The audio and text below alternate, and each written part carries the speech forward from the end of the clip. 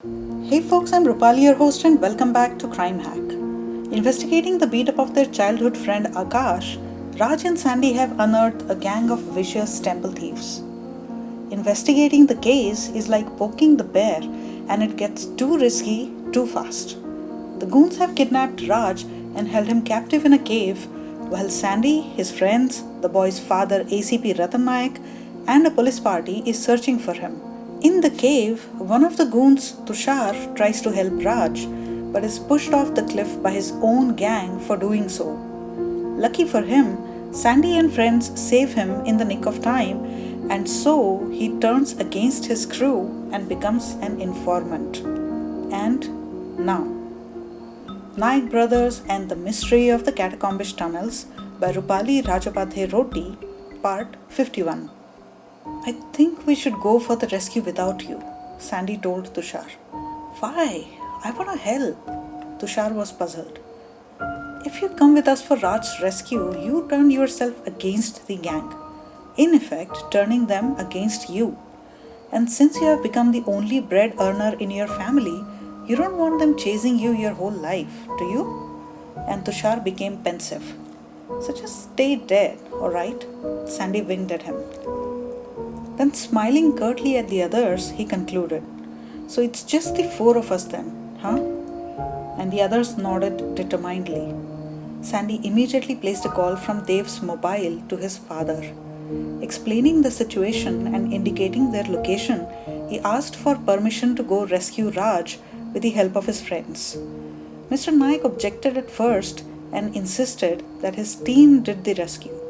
But when Sandy informed that Raj needed immediate medical attention, he agreed half-heartedly.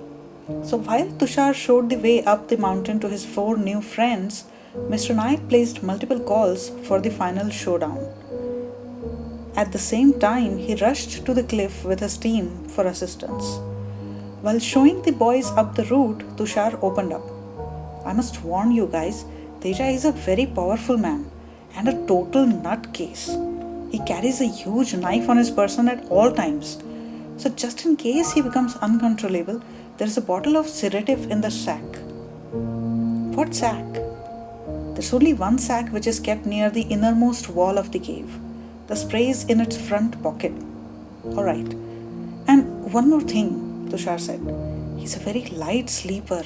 So... Sandy suddenly stopped in his tracks. Ah, now is he? He mused. This was going to be a challenge. So, quickly forming a plan, he instructed the others as well. Raj was still in shock. He had never known or seen death till today. And what a cruel way of life to show him. By now, he had thought all the bad things about his very existence and had held himself responsible for Tushar's death. I don't deserve to eat or drink, he had thought multiple times. Then, growing adamant, he had decided that he would neither eat nor drink till he was also murdered like Tushar, or until he brought these criminals to justice. If I were to die within a day or two, why did God put this guilt of someone else's death on my conscience? He thought, exasperated. The most aggravating thing for Raj was to see the murderer sleeping peacefully, without any remorse or the slightest hint of unease. Raj looked around. Everything was just as it was before Tushar's murder. The cave was dark, except for a shaft of moonlight filtering through the hole up above. It made a moon-shaped, round image on the floor of the cave, giving a soft glow to a small portion around it. The wind was wailing as before. Everything else was quiet, except for the soft snoring of the dumb crook. It would have been a beautiful night if it hadn't been marred by the events of the past few hours. Suddenly, Raj noticed someone climbing down the rope ladder and he scowled. With a gag still in his mouth, he could only think, Now who is it? Come, you also hit me and satisfy your craving. Then looking away, he thought, Where else will you get this ugly little sandbag to practice your kickboxing skills? His eyes filled with hatred, he refused to look at the new entrant. But through the corner of his eye, Raj saw the man cautiously land on the floor of the cave. There was no sound when he landed, and Raj wondered why he was acting so sneakily. He turned to look and was astonished to see Sandy gaze at him across the cave. Am I seeing things? He asked himself in disbelief. Have I started having hallucinations? But soon Raj realized that Sandy was really there. But where were his shoes? Sandy wasn't wearing any. At first, he was relieved to see help coming, but then he realized that Sandy was all alone. He panicked and watched helplessly, his eyes filled with horror. What if Teja gets up from his sleep again and sees Sandy helping me this time? He would kill Sandy as well. His little brother dying right before his very own eyes. Raj wasn't prepared to witness another murder, especially that of his brother. He yearned to warn Sandy and drive him away to safety, but at the same time he couldn't speak even under his gag, lest it awaken Teja again. Last time Teja had got up hearing him grunt and Tushar had to lose his life. How could he ever forgive himself for that? If only Sandy would look at him again. But Sandy was on a mission. He walked stealthily towards the luggage pile and rummaged through the backpack, all the while keeping an eye on the two sleeping crooks. Soon he returned with a bottle in his hand and walked noiselessly toward the sleeping men. He constantly watched their every move, lest they showed any signs of stirring.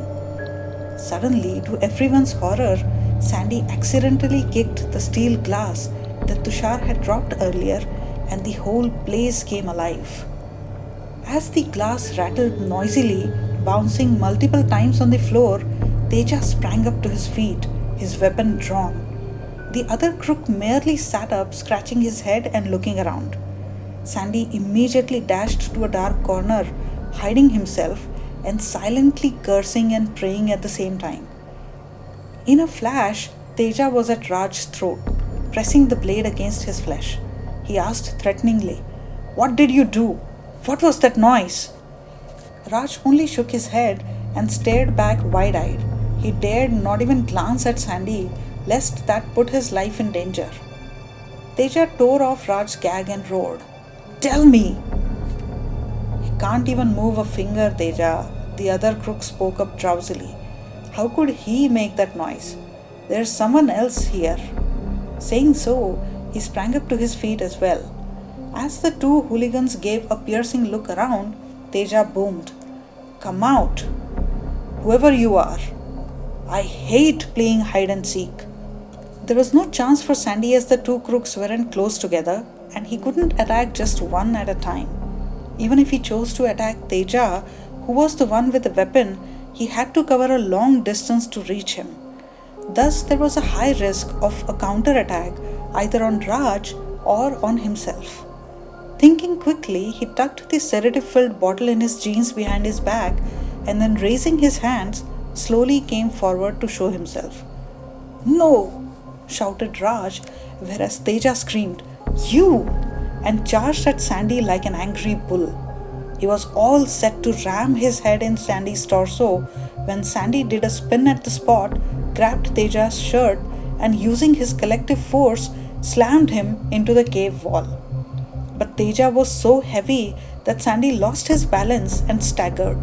At the same instant, the other crook gave him a shove from behind and Sandy went reeling towards Teja. By now, Teja had regained control and he swung the knife at Sandy, who tried desperately to pull his falling body away from the blade. Somehow, he saved that assault, but the sudden maneuver had rendered him off balance and he fell down very close to Teja. He had no time to lose as he knew the next blow would come very soon. So Sandy grabbed Teja's leg and tugged it hard so he would fall. But Teja used that force to kick him instead. His leg caught Sandy in the face and he was stunned for a few moments. By this time, the other crook had caught up to him and he kicked as well. But Sandy blocked it in time. Sandy was now lying in between the two crooks and had to battle them both. So Sandy rolled away from the rocky wall as quickly as possible. In the process, the second assailant was knocked off balance and he fell towards Teja. but Teja avoided the contact expertly and without getting delayed, advanced on Sandy. Before Sandy got a chance to stand up and be ready, he was jerked up by the collar to a standing position. Teja lashed again, this time at Sandy's face, and Sandy stopped the assault by blocking his hand while stamping on his foot at the same time. The blow startled Teja, and dropping the knife, he started dancing on one foot. Sandy barely got a chance to kick the knife away from Teja when the other assailant clutched Sandy's throat and pushed him backwards towards the edge of the cliff. Ajay, Dev, and Vinay could hear everything that was going on inside the cave as the howling wind carried the voices continuously in their direction. But Sandy had specifically mentioned not to come for help unless he let out a cry, and he hadn't signaled yet. But when Teja and the second assailant got wild on Sandy at the same time, they had their backs toward the dangling rope ladder. Sandy was waiting for such a chance when the two crooks wouldn't have their weapon and would be busy enough to notice the friends coming in. He let out a loud cry for signal, but Raj became very worried. He thought his worst fears were coming true, and the crooks were pushing Sandy down the cliff as well. Raj knew that struggling against the bonds hadn't helped him the last time when Tushar was being pushed off the cliff. So he tried to push the ropes downwards and wriggle his body up, but it was taking a lot of time as well. He cried desperately, "Leave him alone! Let him go! Please, he's just a boy!" But nobody would listen to him, not even Sandy. Sandy was busy trying his best to block the blows that were coming fast and from all directions. Slowly, he started to tire and felt his hands go sour. His friends were climbing down the rope ladder, but Sandy couldn't afford to get distracted by checking on their progress. He had grown exasperated and worn out. "That's it," he swore under his breath. Stopping to defend himself, he grabbed the two crooks in his arms. Then, tilting his body toward them so that his shoulders dug into their torso, he pushed them with all his might. At first, they didn't budge and kept hitting him. When Raj saw what Sandy was doing, he shouted encouragingly, "Yes, Sandy, breathe! Use your chest! Breathe power into your chest and push!" Sandy applied the kabaddi tactics, and with only the fingers of his feet touching the ground, he breathed deeply and pushed. Slowly but surely, the crooks started stepping backwards till they lost their footing and fell in a heap away from the edge of the cliff. Without a second's delay, Sandy pulled out the sedative spray from behind his back and sprayed it on his assailants' faces. All the boys breathed a sigh of relief as the crooks lost consciousness. But Sandy still couldn't afford to lose time. Approaching Raj, he looked him up and down as an expert busy in work. "You all right?" he asked. Suddenly, Raj's eyes brimmed with tears. In a very low and strained voice, he said, "They killed Tushar for helping me." And he broke off, unable to speak any further. By now, Sandy had found the knot on the rope binding Raj and was untying it. But looking at his brother's predicament, he informed softly, "He's alive, don't worry." "What?" Raj exclaimed and eyed Sandy skeptically. He couldn't believe what he was hearing.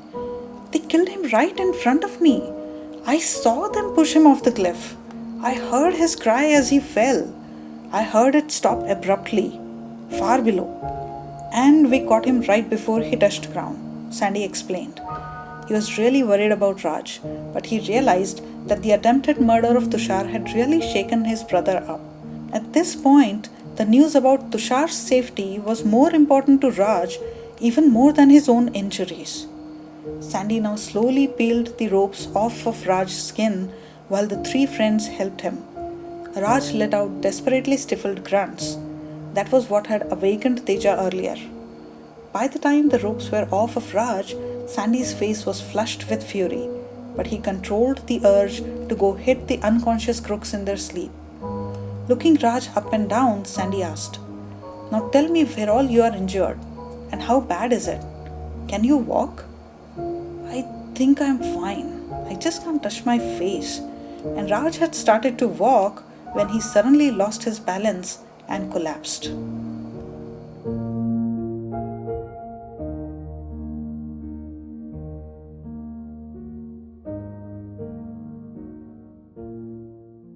Friends, we have started adding Hindi and Marathi subtitles as well to this story. We may be a bit slow because many episodes have already been added, so please be patient with us. We know we are also slow in publishing the other videos too, so sorry about that.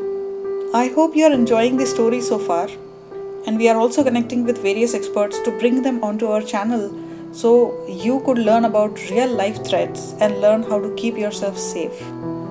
If you're an expert in crime, psychology, life skills, threat identification and containment, an NGO working for either criminals or victims, or if you yourself were victimized and learned and grew through the experience, then please connect with us. Until next time, keep safe, save others, raise others out of darkness. Namaskar.